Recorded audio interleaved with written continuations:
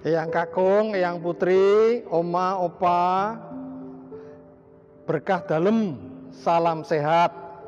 Saya Romo Agus ingin menyapa Anda semua.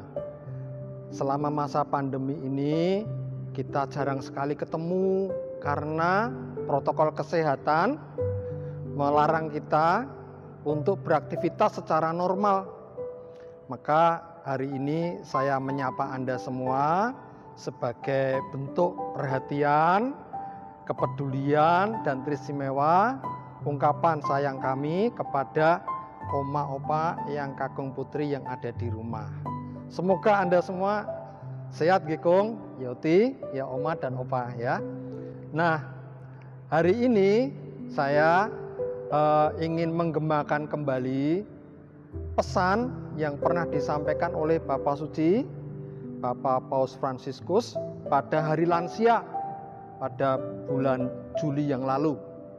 Bapak Paus mengingatkan para lansia bahwa satu, para lansia tidak pernah sendirian. Eyang kakung, eyang putri, oma, opa selalu disertai oleh Tuhan. Ya. Sebelum Tuhan Yesus naik ke surga, ia menyampaikan pesan kepada para murid, "Aku menyertai engkau sampai akhir zaman." Nah, pesan ini juga relevan sekali untuk oma, opa, eyang kakung, dan eyang putri. Pesan ini mau meneguhkan eyang kakung dan eyang putri bahwa selama masa pandemi ini Tuhan memimpin, menyertai, menghibur, mengutus malaikatnya kepada eyang kakung dan eyang putri supaya eyang kakung dan eyang putri tidak kesepian, tidak mengalami kesendirian, tidak mengalami kesedihan.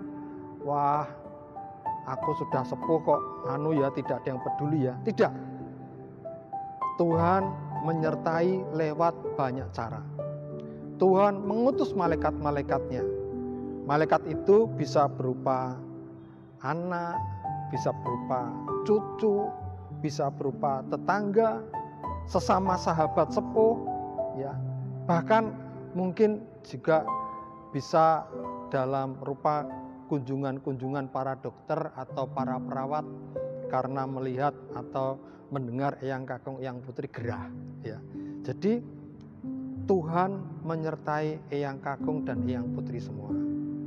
Yang kedua, Bapak Paus mengingatkan bahwa Bapak Paus pun ketika menerima tugas untuk menjadi paus, beliau itu sebetulnya sudah sepuh, sudah pensiun usianya. Tetapi karena Tuhan mengendaki, karena gereja memilih, maka Bapak Paus dengan sukacita mengemban tugas itu. Nah, apa artinya? Artinya meskipun sepuh, tetapi tetap menjadi berkat. Ketika keluarga, gereja, masyarakat membutuhkan, siap untuk melaksanakan tugas. Jadi jangan pernah punya pikiran, aku sudah sepuh, aku sudah tidak dibutuhkan siapa-siapa lagi. Tidak. Bapak Paus memberi contoh bahwa yang sepuh pun bisa menjadi berkat bahkan bagi gereja di tingkat dunia. Nah, semoga eyang kakung, eyang putri juga terus menjadi berkat. Nah, Bapak Paus mengingatkan, bukankah Allah itu kekal? Kekal itu artinya apa? Kekal itu artinya tidak pernah pensiun, ya, tidak mengenal tua atau muda. Kekal itu artinya terus berkarya, terus menjadi berkat. Nah, Romo, aku kan sudah sepuh, bagaimana cara aku menjadi berkat? Bapak Paus mengingatkan 3 hal yang menurut Bapak Paus penting untuk dilakukan oleh para sepuh ini. Yang pertama, tetap punya mimpi. Yang kedua, menjaga akar, menjadi pengingat bagi generasi muda. Yang ketiga, jadilah pendoa-pendoa yang setia. Wah, Romo, piye penjelasannya? Nah, penjelasannya, mempunyai mimpi. Orang yang punya mimpi adalah orang yang punya semangat. Orang yang selalu melihat harapan. Orang yang selalu optimis dengan hidup, ya. Dan mimpi itu perlu terus dibagikan kepada generasi berikutnya supaya ada kesinambungan, supaya semangat, cita-cita, harapan yang pernah dibangun di masa lalu itu bisa diteruskan atau diperbarui oleh generasi selanjutnya.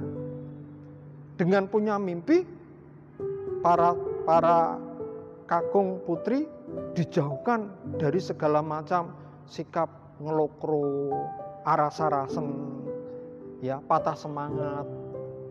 Dengan mimpi menjadi bergairah. Hidup itu selalu punya harapan, selalu punya cita-cita. Ini bukan hanya soal orang muda, sepuh pun tetap harus punya cita-cita, punya harapan. Yang kedua adalah sebagai penjaga, mengingatkan orang-orang muda supaya mereka tidak mengulang kesalahan yang sama, supaya mereka tidak jatuh dalam dosa yang sama, ya. Kata orang, pengalaman adalah guru yang terbaik. Bapak Paus mengingatkan, zaman orang tua dulu masih muda, mereka hidup dalam dunia yang penuh dengan peperangan. Ya, betapa mengerikannya perang itu. Maka para generasi tua harus mengingatkan selalu orang-orang muda supaya jangan mengulangi adanya peperangan. Usahakanlah perdamaian, ya. Bangunlah hidup yang rukun, yang damai sejahtera. Jangan melakukan kekerasan, karena di zaman dulu kekerasan itu tidak pernah membawa hasil yang baik. Yang namanya peperangan tidak pernah membawa damai. Ya, maka diingatkan, jangan mengulang kesalahan yang sama. Hidup harus menjadi lebih baik. Maka orang tua, eyang kakung, eyang putri bertugas untuk mengingatkan orang-orang muda supaya hidupnya benar, supaya hidupnya baik, tidak mengulang kesalahan yang lalu. Ya, tapi ya kemudian ada juga sih sepuh-sepuh itu, eyang kakung dan eyang putri itu kalau cerita selalu dulu zaman saya masih muda dulu. Selalu menilai masa sekarang dengan masa lalu, seolah-olah masa lalu lebih baik daripada masa sekarang. Saya kira itu juga kurang bijak, ya, yang kakung, yang putri, ya. Karena setiap zaman itu punya kesempatannya sendiri, punya tantangannya sendiri. Maka kalau itu baik, kalau itu suatu perbuatan yang mulia, ya, berilah dukungan, ya, berilah penguatan, peneguhan kepada orang-orang yang muda. Jangan terus menilai apa yang dibuat oleh orang muda ini dengan peristiwa-peristiwa di masa lalu yang barangkali konteksnya itu berbeda. Yang ketiga adalah menjadi pendoa. Jadi Bapak Paus mengingatkan, eyang kakung, eyang putri, oma opa punya banyak waktu. Maka jangan gunakan waktu itu dengan hal yang sia-sia. Tapi gunakanlah waktu itu untuk lebih banyak berdoa. Doa untuk siapa? Nih ada 5 nih. Doa untuk pemimpin. Nah, untuk Bapak Paus, untuk para imam, para romo, ya, pemimpin-pemimpin agama. Doa untuk pemimpin-pemimpin negara, ya. Doa untuk keluargamu, anak, cucu, buyut, ya, supaya pekerjaan-pekerjaannya selalu lancar, supaya hidupnya baik. Doa untuk tetanggamu, sesamamu, orang-orang yang ada di sekitarmu, ya, yang barangkali mengalami kesulitan. Dan ini yang paling kecil nih, jari kelingking. Berdoalah untuk mereka yang miskin, yang tertindas, yang tersingkir. Berdoalah untuk mereka selalu, ya. Doa untuk pemimpin agama, doa untuk pemimpin negara, doa untuk anggota keluargamu, doa untuk tetangga dan masyarakat sekitarmu, dan teristimewa doa untuk orang-orang kecil, lemah, miskin, tersingkir. Nah, ini 5 jari ini simbol apa yang barangkali bisa kita doakan. Kalau yang kakung bingung, aku mau doa apa yo? Bingung nih. Nah, ini ingat 5 jari ya. Nah, Bapak Paus selalu mengingatkan bahwa semua dari kita adalah memiliki kesempatan yang sama untuk menjadi berkat. Tidak ada yang terbuang, tidak ada yang tersingkir. Gereja memberi ruang yang istimewa untuk Eyang Kakung dan Eyang Putri mengambil peran dan terlibat di dalamnya, tentu sesuai dengan porsinya ya. Secara khusus pada masa pandemi ini memang tidak semua yang sepuh itu diperbolehkan untuk ke gereja Eyang Kakung, Eyang Putri. Bukan kami melarang, tapi justru karena kami mau melindungi Eyang Kakung dan Eyang Putri. Karena Eyang Kakung dan Eyang Putri kalau sudah sepuh itu rentan, fisiknya makin lemah. Nah, kalau itu tidak dijaga betul, nanti terserang virus, sakit, wah susah ya.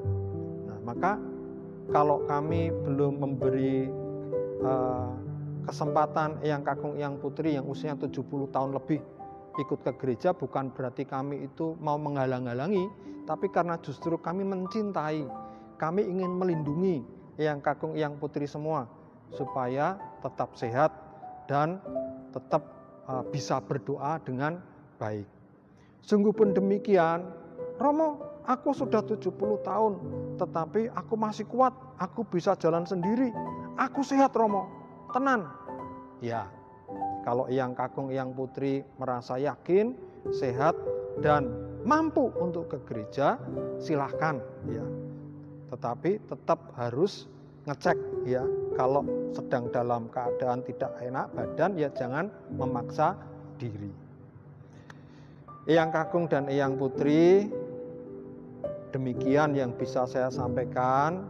Semoga apa yang saya sampaikan ini sungguh-sungguh berguna bagi Eyang Kakung, Eyang Putri, sungguh-sungguh membangkitkan semangat, menciptakan sukacita, dan memberikan sebuah peneguhan bahwa apapun situasinya, Eyang Kakung dan Eyang Putri itu dicintai. Apapun situasinya, Eyang Kakung dan Eyang Putri itu tidak pernah ditinggalkan sendirian. Ya, tetap semangat, tetap jaga kesehatan, dan tetap menjadi berkat. Sekarang saya ingin sampaikan berkat saya untuk Eyang Kakung, Eyang Putri, Oma Opa semua. Tuhan sertamu, semoga berkat Tuhan melimpah atas Eyang Kakung, Eyang Putri, Oma Opa beserta seluruh keluarga dalam nama Bapa dan Putra dan Roh Kudus. Amin. Berkat dalam